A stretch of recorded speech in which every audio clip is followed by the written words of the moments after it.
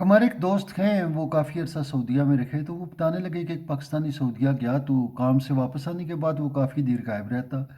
تو ایک دن ہم نے اس سے پوچھا بھائی تو کہاں چلا جاتا ہے اتنا ٹائم، تو کیا کرتا رہتا ہے؟ تو اس نے کہا میں کیا کروں، مجھے تو سعودیہ والوں پہ بڑی پریشانی ہو رہی ہے، ان لوگوں کے اوپر اللہ کی طرف سے کوئی عذاب آنے والا ہے۔ پوچھا بھائی کیا کرتے ہیں یہ لوگ؟ کہنے لگا کہ یہ قرآن پاک کے اوراق زمین پہ پھینک دیتے ہیں۔ اب ہوتا یہ، کوئی اخبار کا ٹکڑا ہے، کوئی استری کا بروشر ہے، کوئی ٹیپ ریکارڈر کا بروشر ہے، کوئی بھی چیز جس کے اوپر عربی لکھی ہوتی، وہ اس کو اٹھاتے، چومتے اور اس کو پھر کسی محفوظ مقام تک پہنچاتے۔ تو جس قوم کا لیول یہ ہو کہ اب وہ خاتون ہے، اس نے کوئی خلوہ وہ پہنا ہوا ہے، سوٹ پہنا ہوا ہے جس میں کیلی گرافی عربک ہے، کتنا ظلم ہے انسانیت کے نام پہ، کتنا بڑا ظلم ہے کہ اس کو کس طرح ٹیز کیا گیا۔ وہ بلا اس خاتون کا جس نے، پولیس والی نے اس کو بچا لیا، مواب ہے اس کو کل کرنے کو چلا ہوا ہے۔ بھائی آپ کے پاس کیا مطلب، یہ اس نے، سلیمان تاثیر نے کہا draconian laws, this is because of these draconian لاس۔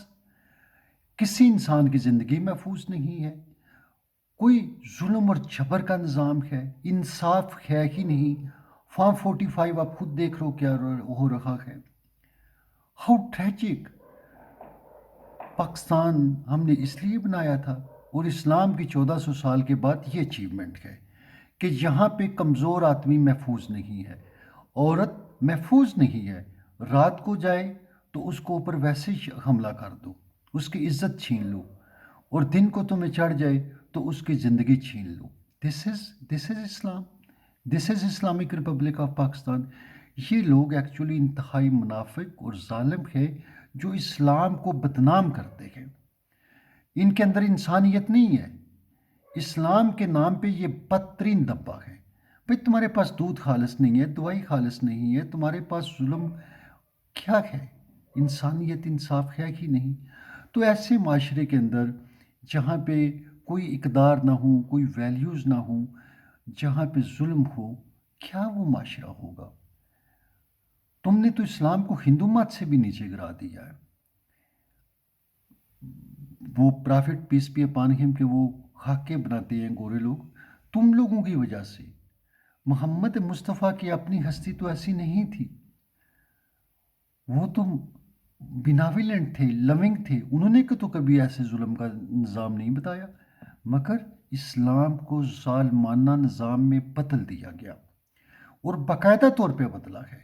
انتہائی سفاک اور ظالم قسم کے حکمران آئے جنہوں نے اس چیز کو بدلا، اور اب اس کی یہ شکل ہے کہ یہاں پہ کوئی بھی انسان محفوظ نہیں ہے، جس کے چاہو اس کو قتل کر دو، اور پھر جو ہے آپ کے قانون آپ کو تحفظ دے گا کہ آپ نے عزت کے لیے قتل کیا۔ سری لنکا کا والے کا سیالکوٹ والوں نے کیا حال کیا؟ Great, great nation, great Pakistan. اللہ اکبر، الحمدللہ، تھینک یو۔